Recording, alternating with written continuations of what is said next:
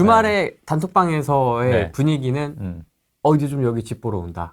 여기 집 보러 온다. 여기 집 보러 온다 하는 네네. 것들이 좀 많이 있었어요. 그렇죠. 제가 예전에 우리 그런 얘기 했을 거예요. 그때 왜 동탄이 막 올랐을 때 동탄 보지 말고 운정신도시 봐라. 그때는 직접적으로. 왜냐면 운정신도시도 어쨌든 서울역까지 올 하반기에는 이어지니까 GTS-A 운정 쪽도 관심이 있어 보라고 제가 후레인TV에서 말씀드렸거든요. 맞아요. 그게 벌써 한 3, 4개월밖에 안 됐을 거예요. 3개월? 네, 3개월. 4개월? 그리고 나서 이제 제 말이 또 현실이 된 게 이제 4억대 거래됐던 운정의 그 힐스테이트 있지 않습니까? 그게 한 1억 정도 올랐다. 뭐 그런 내용이더라고요. 그래서 이제 이런 내용들. 그래서 그때 아마 그 동탄 올랐다는 기사 보고 동탄 들어가면 좀 오히려 그거보다는 우리 운정신도시 들어가는 게 더 훨씬 더 효율적일 수 있겠다. 이런 취지의 말씀을 드렸는데. 그 동탄 20억 얘기 막. 맞아. 그러면서 네. 큰 평수 20억 얘기하면서. 근데 그래서 이렇게 봤을 때 이제 제 얘기도 한번 그런 맥락에서 보시고 또 이제 결과로 이렇게 나오는 거 보면 좀 신기할 것 같아서 갖고 왔고 힐스테이트 운정이 59 이게 25평이잖아요. 지난달 5억 9천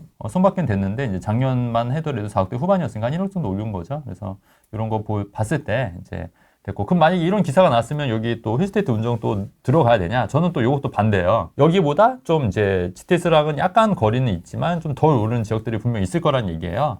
그런 얘기도 제가 좀 들었던 것 같아요. GTS 관련해서. 네. 좀 저평가되어 있는 아파트가 있다고. 그래서 오히려 그런 데가 좀 더 올랐기 때문에 왜냐면 이게 GTS 아무래도 여기 생기면 그 역 주변 먼저 오르고 그 주변 지역도 차근차근 오르는데 여기가 먼저 올랐기 때문에 다른 지역이 더 올랐으면 이제 다음에는 이제 요 다음에 오를 차례이기 때문에 오히려 타이밍상으로는 여기보다는 또 다른 지역도 더 적극적으로 좀 눈여겨 보시는 것도 괜찮다고 말씀을 드리는 거거든요. 그래서 그런 거 봤을 때 이런 것도 좀 관심 있게 보시고 또 보시면 어떨까 싶어서 제가 이 기사도 좀 갖고 왔어요. 네.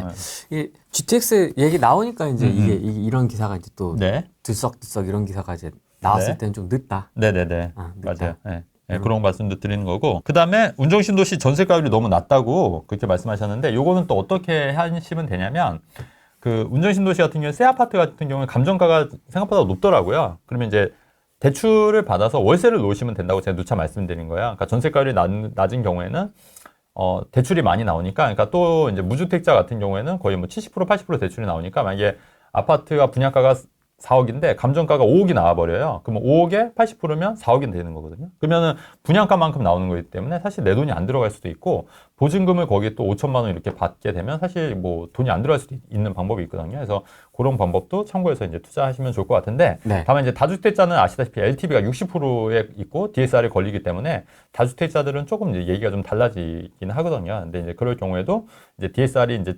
덜 이제 여유가 좀 있으신 분들은 또 60% LTV 60%라고 하면은 4억에 뭐 감정가가 5억이다 하면 5억에 뭐 60%면 3억이니까 그다음에 뭐 보증금 뭐 1억 받으면 사실 돈 들어갈 게 없는 거거든요. 네, 그렇게 하는 것도 뭐 나쁘진 않을 것 같다는 말씀 드린 거예요. 네. 그러면 지금 노도강 얘기가 나와가지고 네, 노도강. 노도강 네. 지금 사는 건 네. 어떨까요?라고 이제 질문 주셨는데 네. 지금 여기 운정은 수도권이고요. 네. GTX에 바람을 타고 가는 것들이 라인들이 뭐 네. 서울도 있고 수도권도 네네. 있고 한데 네. 지금 서울인가요? 아니면 수도권인가요? 지금? 제가 말씀드렸듯이 서울보다는 이제 수도권이라고 말씀드렸고, 그래서 이제 그런 추세가 이어지고 있는데, 지금 노도강 같은 경우는 기사가 어떤 기사가 뜨고 있냐면, 네. 지금 많이 굉장히 하락하고 있다는 이런 기사가 뜨잖아요. 뭐 연글족 비명 뭐 네. 이런 거 많이 나오던데. 근데 저는 그럴 때 들어와야 된다고 봐요. 그렇기 때문에 지금 노도강 만약에 노리신다고 하면은, 저는 지금 타이밍에서는 나쁘지 않다고 보는 견해인 거예요. 그러니까 오히려 역발상으로. 그 기사 있었던 것 같은데요. 네. 노도강 같은 경우에도 그러니까 지금 같은 타이밍, 그 다음에 고점 대비 뭐 20% 정도 떨어졌다, 30% 떨어졌다, 이런 거는 저는 잡을만 하고, 사실 5억대에서 3억대로 떨어지면 저는 더 이상 떨어질 건 없다고 보는 견해이기 때문에, 저는 이런 거는 지금 잡으셔도, 뭐 도봉구라든지. 네네. 뭐 강북이라든지. 네, 이런 거는 이제 거품이 거의 없는 거기 때문에, 이런 거는 지금 사셔도 저는 괜찮을 것 같다는 생각이 드는데, 다만 이제 여기도 있지만 또 다른 지역들도 이제 더 투자 가치가 있다고 생각이 되면은 뭐 다른 지역도 좀 눈여겨보시는 것도, 그러니까 범위를 좀 넓게 보시면 더 좋을 것 같은데, 만약에 내가 진짜 노도강 좀 노리고 있고 난 여기 꼭 살아야 돼. 왜냐면 뭐 우리 어머니가 이 근처에 살아. 그리고 우리 애기를 봐줘야 돼. 그래서 나는 반드시 노도강에 살아야 돼. 혹은 금천구 독산동에 난 무조건 살아야 돼. 이런 분들도 계실 거 아니에요? 있죠. 네. 그리고 나는 전세 살고 다른 데 투자하기 싫어. 나 그냥 여기서 한 집에 살고. 이런 분들은 지금 사셔도 괜찮을 것 같다는 얘기예요. 네. 무슨 말 이해되시죠? 네. 그래서 그런 분들은 좀 과감하게 지금 사는 것도 뭐 나쁘지 않을 것 같다는 게 제 생각입니다. 물론 이제 제 견해예요, 여러분. 제 생각이 뭐 100% 맞는 것도 아니고, 네. 또 투자 판단 여러분 본인들을 하기 때문에. 근데 항상 보시면 아시겠지만, 저 이 영상 계속 보시는 분도 아시겠지만, 대체로 제 얘기들이 맞죠. 대체로.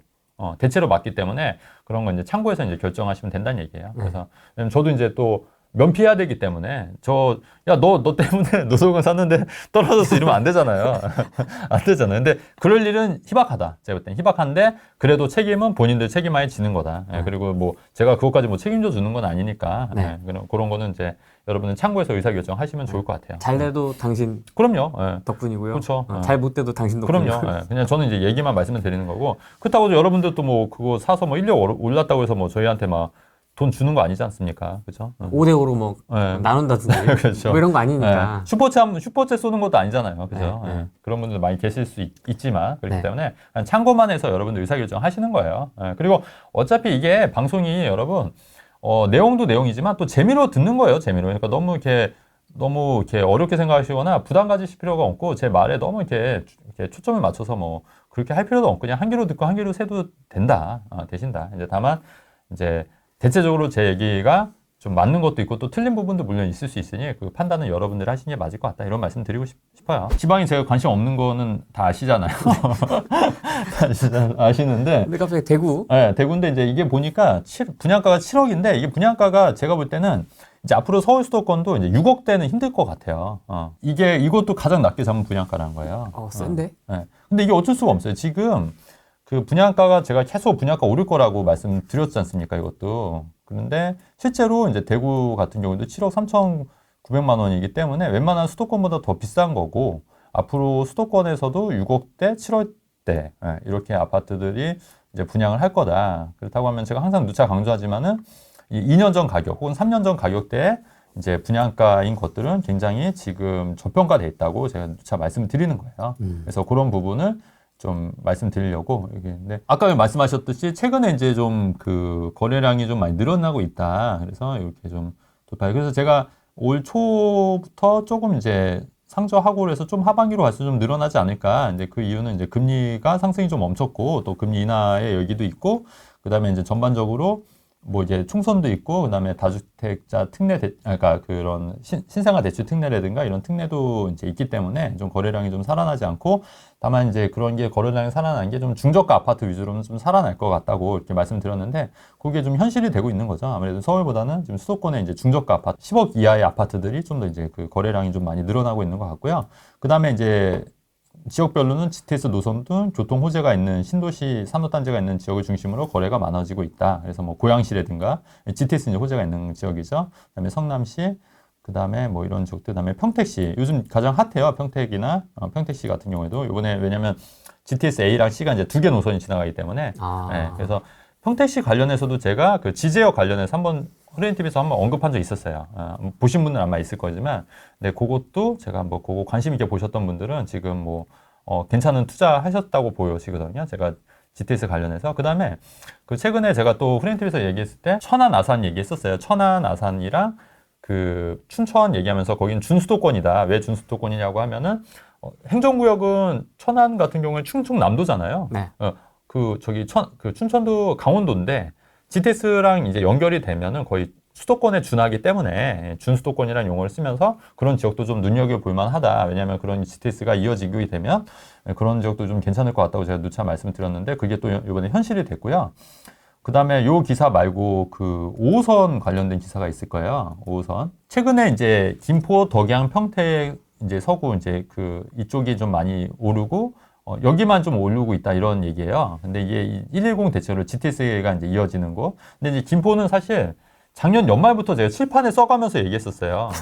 5호선 이렇게 연장되고 그 호재 지역들 있으니까 이런 데 눈여겨보시면 괜찮을 것 같다고. 근데 실제로 5호선 연장되고 그런 아파트들이 지금 조금씩 이제 거래도 늘고 있고 많이는 안 오르고 있는데 이제 하락에서 좀 벗어나서 좀 이제 상승하고 있다는 그런 기사 좀 보셨을 겁니다. 네. 그래서 그런 거 보면, 그러니까 우리가 후레인TV만 딴 거 안 듣고 강의 안 듣고 후레인TV만 계속 보셨어도 여러분 힌트 얻어서 투자하실 만한 데가 굉장히 많았어요. 뭐 평택도 있었죠. 지금 뭐 춘천, 천안, 아산도 있었죠. 뭐 그다음에 뭐 김포도 있었고 굉장히 많았고 또 운정신도시 같은 경우도 굉장히 많았거든요. 그래서 그런 것만 잘 투자했어도 지금 뭐 나쁘지 않았다고 보여지는 거고. 근데 물론 이 와중에도 그 떨어지는 아파트들도 있어요. 뭐 예를 들어서 뭐 의정부 위에 그 어디죠? 동두천 쪽이 아파트라든가 뭐 오산 쪽 아파트 이런 좀 구축 아파트는 떨어지는데 그게 왜 그러냐면 여러분 그 평택이나 이런 대체제가 개발이 되면 그쪽이 오히려 이렇게 오히려 그 빠져나가는 거예요. 그러니까 구도심 쪽이. 그러니까 지금 현재 오산이나 이런 구도심이나 이런데 그다음에 이제 동두천 쪽은 이제 오히려 GTS가 호재가 집값이 좀 빠지는 요소가 될 수도 있는 거고 또 그동안 좀 많이 거품이 있었기 때문에 좀 빠지는 부분이 있기 때문에 그러니까 그런 지역들. 그러니까 지금은 편차가 굉장히 좀 심한 거죠. 어떤 지역은 오르고 어떤 지역은 떨어지기 있기 때문에 또 최근에 그 노도강도 좀 많이 떨어졌잖아요. 그래서 저는 이제 노도강을 추천을 안 했었었는데 저는 지금은 한번 관심 있게 한번 보실만 하다. 오히려 전 이런 생각이 들고 있어요. 노도강 같은 경우에는. 사요? 노도강. 아까 말씀드렸어요. 그러니까 내가 우리 그 부모님이 옆에 사시고 뭐 나는 무조건 여기 실거주해야 된다. 예, 그런 분들은 뭐 지금 사셔도 크게 뭐 문제는 없을 것 같다. 이제 커뮤니티에서는 이제 앞뒤 다 떼고 음. 최진곤 대표가 노도강 사례 이렇게 막 이제 또 와전이 돼서 막 돌아다닐 겁니다. 이제 근데 이제 떨어지면 또 이제 와 이제 또 할 거고. 네. 질문이 있는데요. 네네. 오피스텔 이야기가 좀 있습니다. 네네네. 갑자기. 네. 오피스텔 관련된 거는 제가 풀 영상을 네네. 그 작년부터 네네네. 오피스텔 대표님이 말씀하셨던 네네네. 걸 제가 이렇게 좀 추출을 해서 모아놓은 네. 영상이 있어요. 네. 그거 아마 이번 주에 제가 올려드릴 것 같긴 한데 네. 그거 한번 보시면 조금 더 한 방에 네네네. 정리가 되실 것 같긴 하고 네. 일산 킨텍스 오피스텔 가지고 있는데 지금 팔아야 할까요? GTX 개통 후까지 가지고 있는 게 좋을까요? 그럼요. 지금 뭐 오피스텔은 제가 누차 말씀드리지만 지금 여기서 더 떨어지기는 제가 볼 때 좀 힘들 것 같다는 생각이 들어요. 그래서 지금 거의 뭐 바닥이나 거의 바닥이 근접해 있다. 오피스텔 같은 경우에는. 왜냐면은 오피스텔은 여기서 많이 그동안 빠졌잖아요. 그동안 빠지고 거래도 안 되고 해서 여기 어차피 기다린 거 좀만 더 기다려 보세요. 삼성은요? 삼성도 마찬가지입니다. 삼성도 그 이제 아무래도 GTS 여파가 이제 개통이 되고 나서 좀 그런 게 좀 더 현실적으로 더 보일 거예요. 그런 이제 강남 접근성이라든가 이런 게 그렇기 때문에 그런 것도 좀 갖고 계시는 게 좋을 것 같아요. 저도 뭐 개인적으로 삼성 지역도 좀 좋게 보고 있기 때문에. 네. 왜요? 삼성이 저도 오피스텔 있잖아요. 삼성이 있어. 전 전국 각지에 다 있죠. 전국 서울 수도권에 다 있어서. 지금 네. 주거용 오피 진입해도 괜찮을까요? 1주택 1분양권 상태인데요. 계약금 포기, 1억 마피 등 지금 오피스텔 정말 공포장인 것 같아서요. 장기적으로 나쁘지 않을 것 같아요. 진짜 장기적으로 봤을 때. 이 마피 물건 같은 경우에는 오피스텔 관심이 되게 많으시네요. 그러네. 이제 취득세 때문에 그런가요? 취득세도 그렇고 요즘은 이제 또 트렌드가 이제 바닥이라는 생각들이 저뿐만 아니라 좀 전반적으로 이제 그런 인식들이 좀 퍼지고 있는 것 같아요. 그런 것 같습니다. 동탄은요?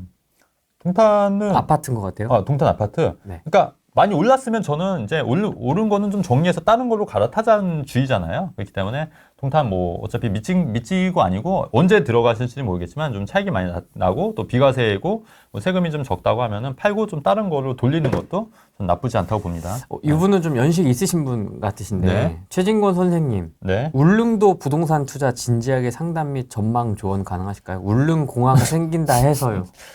그러니까 제가 이거 할 것 같습니까? 안 할 것 같습니까? 이게 답변이 될 것 같아요. 이 질문이 답변이 될 것 같습니다. 할까요, 말까요? 네.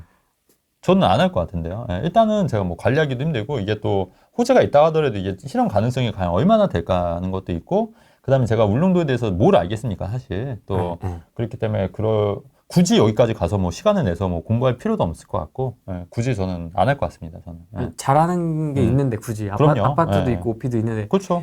굳이 거기 가서 뭐 다른 투자를 한다는 것 자체가 조금. 네. 그리고 저는 개인적으로 토지 투자는 저보다는 전문 분야가 다르기 때문에 이런 토지 투자는 또 전문 분야이신 분들이 있기 때문에 그런 분들과 상담을 받으시는 게 맞을 것 같아요. 그다음에 오피스텔 규제를 좀 완화해 주겠다 했는데 그게 알고 봤더니 그 신축만 좀 해당이 돼서 좀 기존 구축 가지신 분들은 조금 이제 희망이 큰데 그리고 근데 계속해서 이제 계속 청원이 지금 나오고 있어요. 그래서 이제 그런 게 청원도 이제 사람들이 이제 요구가 하고 있으니까 조금 이제 오피스텔 관련해서 그다음에 기존에 좀 많이 눌려 있기 때문에 그런 거에 좀 관심을 가지신 게 아닌가. 그래서 이제 모든 투자자분들도 그렇고 오피스텔 좀 너무 좀 저평가되어 있는 거 아닌가 이런 생각을 저만 하는 게 아니라 그 좀 다 같이 좀 하고 계신 것 같아요. 그래도 저는 오피는 안 합니다. 네, 그러니까 오피도 제가 오피 말씀드렸듯이 오피는 이제 이미 버린 몸들이 더 이상 이제 좀 이제 취득세 8% 12% 내는 건 좀 부담스럽다. 근데 이제 오피스텔은 이제 취득세가 4.6%니까 아이 뭐 이 정도 해볼까? 이 정도로 하시면 오케이.